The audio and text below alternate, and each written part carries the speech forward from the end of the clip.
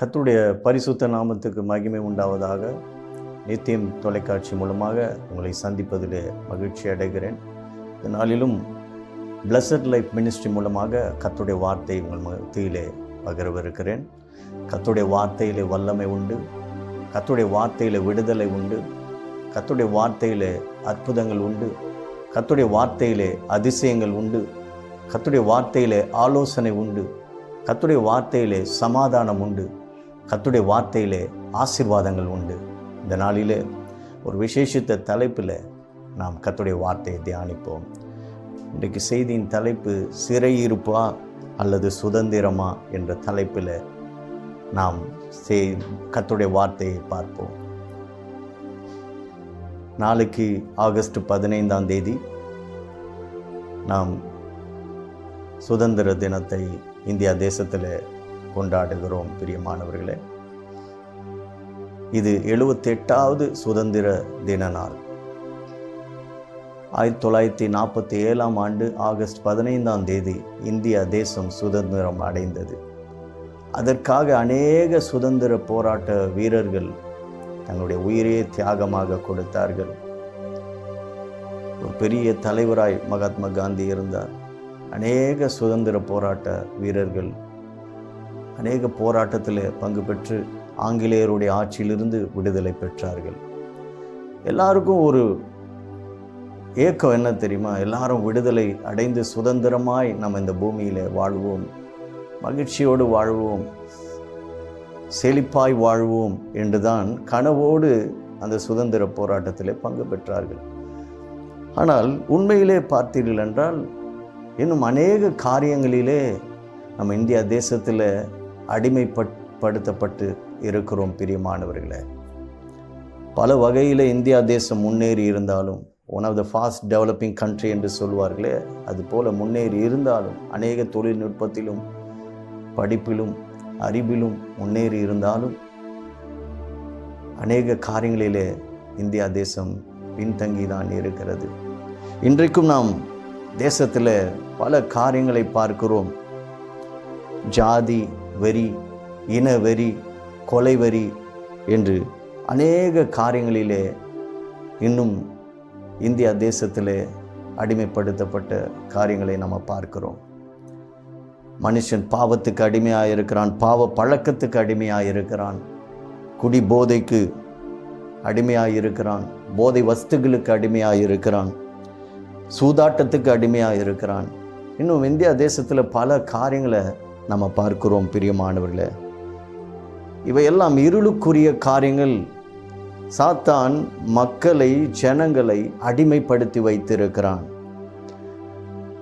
இதிலிருந்து விடுதலை பெறதான் இயேசு கிறிஸ்து நம்முடைய வாழ்க்கையில் அவசியமாக இருக்கிறது. பிரியமானவர்களே, ஒரு மனுஷனுக்குள்ளே இயேசு கிறிஸ்து வரும்போது அவனுடைய வாழ்க்கையில் அவன் விடுதலை பெறுகிறான், அடிமைத்தனத்திலிருந்து விடுதலை பெறுகிறான். பிரியமானவர்களே, 2 கொரிந்தியர் புத்தகம் 3ஆம் அதிகாரம் 17ஆம் வசனத்தில் நம்ம பார்க்கிறோம், கர்த்தரே ஆவியானவர், கர்த்தருடைய ஆவி எங்கேயோ அங்கே விடுதலை உண்டு என்று வேத வசனம் சொல்லுகிறது. பிரியமானவர்களே, கர்த்தருடைய ஆவியானவர் ஒரு மனுஷனுடைய வாழ்க்கைக்குள்ளே வந்து விட்டார் என்றால் அந்த மனுஷனுடைய வாழ்க்கை மாறிவிடுகிறது. அவன் வாழ்க்கையில் பாவத்திலிருந்து விடுதலை பெறுகிறான், சுகம் பெறுகிறான், சமாதானம் பெறுகிறான். அண்மையில் கூட ஒரு நபரை சந்தித்தேன். சிறு வயதிலே அவரை நான் பார்க்கும்போது அதிகமாய் குடித்து வெறித்து மூர்க்கமாய் கிடப்பார், ஊதாரித்தனமாய் இருப்பார். ஆனால் சமீபத்தில் அவரை சந்தித்த போது அவர் தன்னுடைய வாழ்க்கையில் நடந்த காரியங்களை பகிர்ந்து கொண்டார். அவருடைய வாழ்க்கை மாறினது. பிரியமானவர்களே, இயேசு கிறிஸ்து அவருடைய வாழ்க்கையில் வந்த பிறகு அந்த குடிப்பழக்கத்தை எல்லாம் விட்டுவிட்டு ஒரு புதிய மனுஷனாய் அவர் மாறினதை அவர் என்னிடத்தில் பகிர்ந்து கொண்டார். பிரியமானவர்களே, ஆம் பிரியமானவர்களே, இன்றைக்கு இயேசு கிறிஸ்து ஒரு மனுஷனுடைய வாழ்க்கையை மாற்றுகிறார். பாவத்தின் அடிமைத்தளத்திலிருந்து,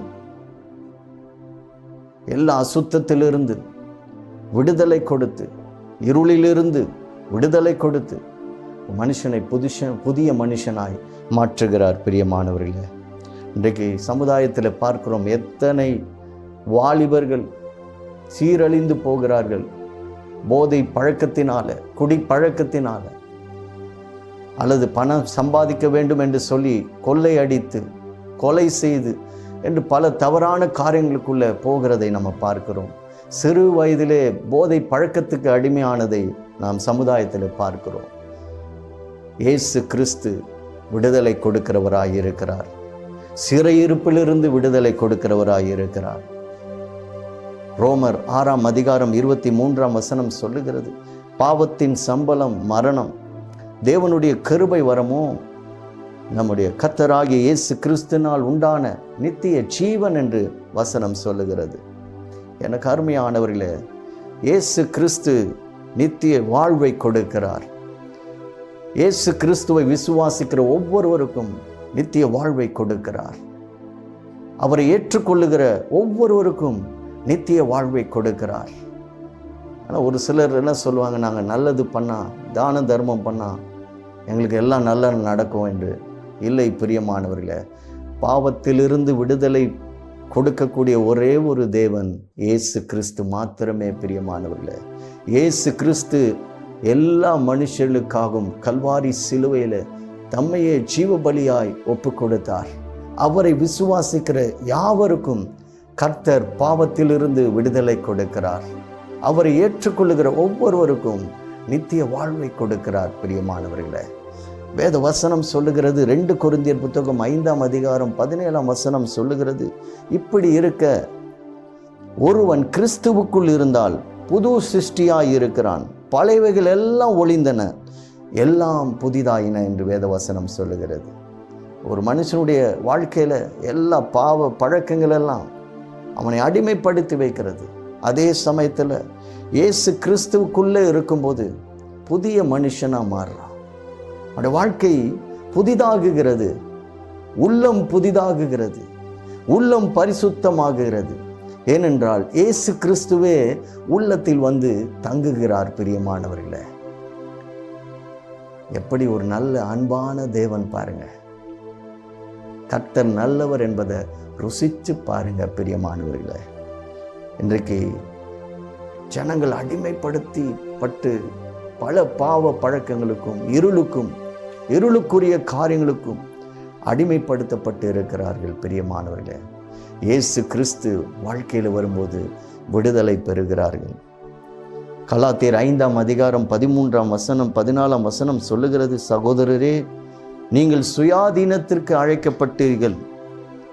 இந்த சுயாதீனத்தை நீங்கள் மாம்சத்துக்கு ஏதுவாக அனுசரியாமல் அன்பினால் ஒருவருக்கு ஒருவர் ஊழியம் செய்யுங்கள்.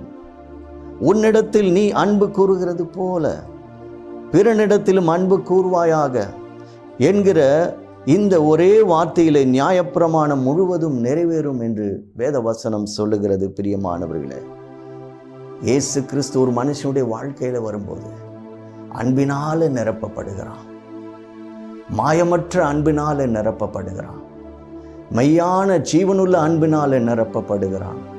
அதுதான் இந்த வசனம் சொல்லுகிறது, உன்னிடத்தில் நீ அன்பு கூறுகிறது போல பிறனிடத்திலும் அன்பு கூறுவாயாக என்று இந்த வசனம் சொல்லுகிறது. ஆம் பிரியமானவர்களே, ஏறக்குறைய 200 ஆண்டுகளுக்கு முன்பாக இந்தியா தேசத்தை நோக்கி அநேக கிறிஸ்தவ மிஷினரிகள் வந்தார்கள். படிப்பறியாத ஜனங்களுக்காக பள்ளிக்கூடத்தை ஆரம்பித்தார்கள். வியாதியின் படுக்கையில் இருக்கிற ஏழை ஜனங்களுக்கு ஹாஸ்பிட்டல் கட்டி அவர்களுக்கு மருத்துவ செலவு செய்தார்கள், மருத்துவ சிகிச்சை செய்தார்கள். அநேக நற்கிரியைகளை இந்தியா தேசத்தில் செய்தார்கள். பிரியமானவர்கள், இன்றைக்கும் அநேக பள்ளிக்கூடங்கள், அநேக ஹாஸ்பிட்டல்கள், நூற்றாண்டுகளுக்கு முன்பாக ஆரம்பித்த எல்லா கட்டிடங்களும் சாட்சியாக இருக்கிறது. பிரியமானவர்களே, அன்பு பிரியமானவர்களே, இயேசுவின் அன்பு, இயேசுவின் அன்பு, இயேசுவின் அன்பு அநேகருடைய வாழ்க்கையில் அது மனமாற்றத்தை கொடுத்தது. பிரியமானவர்களே, இயேசுவின் அன்பை ருசி பார்த்தார்கள். பிரியமானவர்களே, அடிமையாயிருந்த அநேக காரியங்கள், ஜாதி வெறியினாலே அடிமைப்படுத்தப்பட்டவர்கள் அதற்கெல்லாம் குரல் கொடுத்தார்கள். பிரியமானவர்களே, அநேகருடைய வாழ்க்கை மாறினது. சமுதாயத்தில் ஒரு மாற்றம் வந்தது. பிரியமானவர்களே, கைவிடப்பட்ட விதவைகள் அவர்களுடைய வாழ்க்கையில் மறுவாழ்வு வந்தது பிரியமானவர்களே. ஏழை ஜனங்களுடைய வாழ்க்கையில் மறுவாழ்வு வந்தது பிரியமானவர்களே. ஆம் பிரியமானவர்களே, இயேசுவின் அன்பு, இயேசுவின் அன்பு பிரியமானவர்களே. ஆனால் இன்றைக்கும் கூட அநேக பகுதியில் இனவெறி, ஜாதி வரி, கொலை வரி, சூதாட்டங்கள், களியாட்டங்கள் என்று சாத்தான், பிசாசானவன், இருளுக்குரியவன் ஜனங்களை அடிமைப்படுத்தி வைத்திருக்கிறான். ஆனால் இயேசு கிறிஸ்து சொல்லுகிறார், நான் உலகுக்கு ஒளியாய் வந்தேன், என்னை பின்பற்றுகிறவன் இருளில் நடவாமல் ஜீவ ஒளியை அடைந்திருப்பான் என்று இயேசு கிறிஸ்து சொல்லி இருக்கிறார் பிரியமானவர்களே. யோவான் எழுதின சுவிசேஷம் 8ஆம் அதிகாரம் 32ஆம் வசனம் சொல்லுகிறது, சத்தியத்தை அறிவீர்கள், சத்தியம் உங்களை விடுதலையாக்கும் என்று வேதவசனம் சொல்லுகிறது. சத்தியம் என்ன? இயேசுவை அறிவதே சத்தியம் பிரியமானவர்களே. இயேசு யார்? அவர் மெய்யான தேவன், உண்மையுள்ள தேவன், ஒரே தேவன், வானத்தையும் பூமியும் உண்டாக்கின தேவன். அவரை அறிவதே மெய்யானது பிரியமானவர்களே. அவரை அறிந்து கொண்டால் ஒரு மனுஷன் விடுதலை பெறுகிறான். அதனால்தான் அந்த வசனம் சொல்லுகிறது, சத்தியத்தை அறிவீர்கள், சத்தியம் உங்களை விடுதலையாக்கும். யோவான் 14:6ஆம் வசனம் சொல்லுகிறது, நானே வழியும் சத்தியமும் ஜீவனுமாயிருக்கிறேன் என்று கர்த்தர் சொல்லுகிறார். இயேசு ஒருவரே வழி என்று வேத வசனம் சொல்லுகிறது பிரியமானவர்களே. இயேசுவே சத்தியம் என்று வேத வசனம் சொல்லுகிறது ஆண்டவரே, பிரியமானவர்களே. ஆம் பிரியமானவர்களே, அது மாத்திரமல்ல, அவரே ஜீவனை கொடுக்கிறவராய் இருக்கிறார் என்று வேத வசனம் சொல்லுகிறது. நானே வழியும் சத்தியமும் ஜீவனுமாய் இருக்கிறேன் என்று கர்த்தர் சொல்லுகிறார் பிரியமானவர்களே. ரோமர் எழுதின சுவிசேஷம் நிருபம் 13ஆம் அதிகாரம் 6 முதல் 9ஆம் வசனத்தை வாசிக்கும் போது, நீங்கள் வரியை, இதற்காகவே நீங்கள் வரியை கொடுக்கிறீர்கள், அவர்கள் இந்த வேலையை பார்த்து வருகிற தேவ ஊழியக்காரராய் இருக்கிறார்களே, ஆகையால் யாவருக்கும் செலுத்த வேண்டிய கடமைகளை செலுத்துங்கள். எவனுக்கு வரி செலுத்த வேண்டியதோ அவனுக்கு வரியும், எவனுக்கு தீர்வை செலுத்த வேண்டியதோ அவனுக்கு தீர்வையும் செலுத்துங்கள். எவனுக்கு பயப்பட வேண்டியதோ அவனுக்கு பயப்படுங்கள். எவனை கனம் பண்ண வேண்டியதோ அவனை கனம் பண்ணுங்கள். ஒருவரிடத்தில் ஒருவர் அன்பு கூறுகிற கடனே அல்லாமல் மற்றொன்றிலும் ஒருவனுக்கும் கடன்படாதிருங்கள். பிறனிடத்தில் அன்பு கூறுகிறவன் நியாயப்பிரமாணத்தை நிறைவேற்றுகிறான். எப்படி என்றால், விபச்சாரம் செய்யாதிருப்பாயாக, கொலை செய்யாதிருப்பாயாக, களவு செய்யாதிருப்பாயாக, பொய் சாட்சி சொல்லாதிருப்பாயாக, இச்சியாதிருப்பாயாக என்கிற இந்த கற்பனைகளும் வேறு எந்த கற்பனையும் உன்னிடத்தில் நீ அன்பு கூறுகிறது போல பிறனிடத்திலும் அன்பு கூறுவாயாக என்கிற ஒரே வார்த்தையிலே தொகையாய் அடங்கியிருக்கிறது என்று வசனம் சொல்லுகிறது. அன்பானது பிறனுக்கு பொல்லாங்கு செய்யாது, ஆதலால் அன்பு நியாயப்பிரமாணத்தின் நிறைவேறுதலாய் இருக்கிறது என்று வேத வசனம் சொல்லுகிறது. ஆம் பிரியமானவர்களே, இந்த நாளிலே 78வது சுதந்திர தினத்தை இந்தியா தேசத்தில் நாம் கொண்டாடுகிறோம். இந்த வேளையில் தேசத்தின் சூழ்நிலையை நாம் அறிவோம். எல்லோரும் என்னோடு கூட சேர்ந்து தேசத்துக்காக ஜெபிப்போமா பிரியமானவர்களே. கர்த்தாவே, எங்கள் இந்தியா தேசத்தை இந்த வேளையில் உம்முடைய கரத்தில் ஒப்பு கொடுக்கிறோம். தேசத்தில் ஆண்டவரை காணப்படுகிற எல்லா ஜாதி வெறியை கர்த்தர் ஆண்டவரை நீக்கி போடுவீராக. அடிமைத்தனத்தை நீக்கி போடுவீராக. இன வெறி, ஜாதி வெறி, கொலை வெறியை தேசத்தை விட்டு அகற்றி போடுவீராக. இந்த தேசத்தின் மீது உம்முடைய இரக்கம் வெளிப்படுவதாக. தேசத்திலே சமாதானம் வெளிப்படுவதாக. தேசத்திலே உம்முடைய ஆசீர்வாதங்களை ஊற்றுவீராக. ஆண்டவரே, கேரளா மாநிலத்தில், வயநாட்டிலே அநேகர் ஒரு இரவிலே மரித்து போனார்கள் என்று பார்க்கிறோம். இந்த வேளையில் அந்த ஜனங்களுக்காக செபிக்கிறோம். அவளுக்கு மறுவாழ்வு கர்த்தர் கொடுப்பீராக. அந்த பகுதியில் வாழ்கிற மக்களுக்கு மறுவாழ்வு கொடுப்பீராக. இயற்கை சீற்றங்கள், அழிவு, நாசம், மோசங்கள் இந்தியா தேசத்தில் தாக்காதவாறு கர்த்தர் பாதுகாத்தருளும். ஆண்டவரே, வேலையில்லாத திண்டாட்டத்தினால் அநேகர் வேலை இல்லாமல் இருக்கிறார்கள். அநேக வாலிபர்கள் படித்துவிட்டு தவறான பாதையிலே போகிறார்கள். அவளுக்கு நல்ல வேலை கிடைக்க, இந்தியா தேசத்தில் நல்ல வேலை வாய்ப்புகள் எல்லாருக்கும் கிடைக்க கர்த்தர் கிருபை செய்வீராக. ஆண்டவரே, அதுபோல எல்லா பாவ பழக்கங்கள், குடிவெறி, கொலை, சூதாட்டங்கள், விபச்சாரங்கள், தேசத்தை ஆளுகை செய்கிற எல்லா அசுத்தங்களும் தேசத்தை விட்டு அகன்று போகும்படியாய் செபிக்கிறோம். தேசத்தில் வாலிபர்களை கர்த்தர் ரட்சிப்பீராக, தலைவர்களை ரட்சிப்பீராக. தேசத்தில் எழுப்புதல் உண்டாக செபிக்கிறோம். தேசத்தில் சமாதானம் உண்டாக செபிக்கிறோம். உம்முடைய அன்பை அறிந்து கொள்ள கிருபை செய்வீராக. கர்த்தர் ஆசீர்வதிப்பீராக. கர்த்தர் எங்கள் விண்ணப்பத்தை கேட்டதற்காக நன்றி ஆண்டவரே. இந்த வேளையில் ஆண்டவரே, இந்த செய்தி கேட்டிருக்கிற ஒவ்வொருவருக்கும், விடுதலை பெற முடியாமல் இருக்கிற ஒவ்வொருவருக்கும் விடுதலை கொடுப்பதற்காக நன்றி. பாவ பழக்கத்துக்கு அடிமையாக இருக்கிற ஒவ்வொருவருக்கும் விடுதலை கொடுப்பதற்காக நன்றி. சமாதானம் இல்லாதவர்களுக்கு சமாதானத்தை கொடுப்பதற்காக நன்றி. நல்ல வேலை இல்லாமல், ஆசீர்வாதம் இல்லாமல் இருக்கிறவர்களுக்கு நல்ல வேலை கொடுத்து ஆசீர்வாதங்களை கொடுப்பதற்காக நன்றி. கர்த்தர் ஆசீர்வதிப்பதற்காக நன்றி அப்பா. என் மீட்பரும் இரட்சகருமான இயேசு கிறிஸ்து மூலம் விண்ணப்பத்தை ஏறெடுக்கிறேன், என் ஜீவனுள்ள நல்ல பிதாவே. ஆமேன், ஆமேன். ஆம் பிரியமானவர்களே, இந்த செய்தி உங்களுக்கு பிரயோஜனமாக இருக்கும் என்று நான் நம்புகிறேன். கர்த்தர் உங்களை ஆசீர்வதிப்பாராக.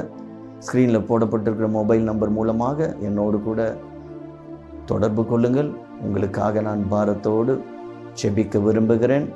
மீண்டுமாய் அடுத்த செய்தியிலே நாம் சந்திப்போம். கர்த்தர் உங்களை ஆசீர்வதிப்பாராக. நன்றி.